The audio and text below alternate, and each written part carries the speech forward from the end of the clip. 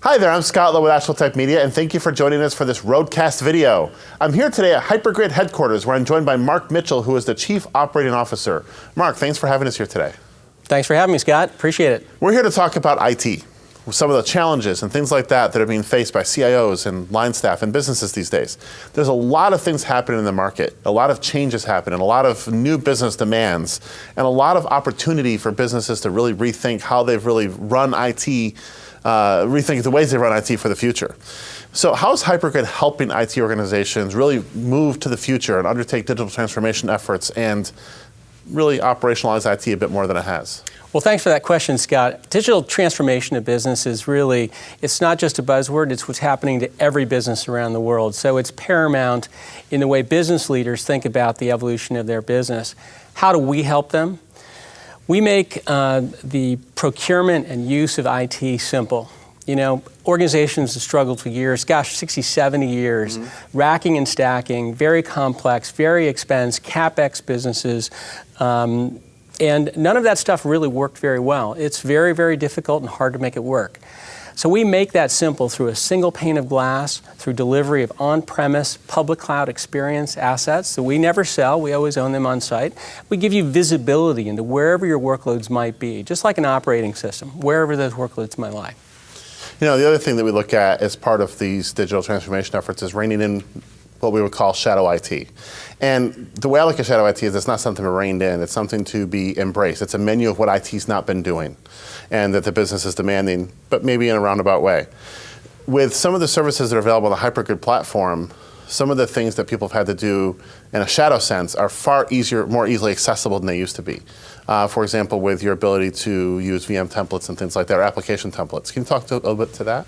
Absolutely, and shadow IT is a reflection of the need for organizations to truly innovate, for lines of business and for developers to be close to their customers, to their partners, to the revenue side of the house.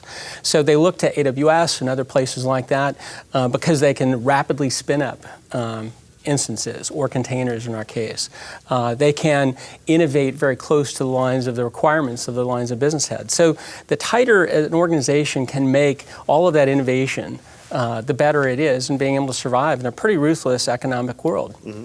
So what we do is we enable that through templates, the rapid spin-up of applications, things like Splunk, Metric Stream, and other applications can be very, very rapidly spun up so that the developers are spending their time not procuring boxes, racking and stacking, making sure that network is layered on top, compliance with all those sorts of things, but making sure that the lines of business, the revenue is actually delivered and that innovation is fast and foot forward for those companies.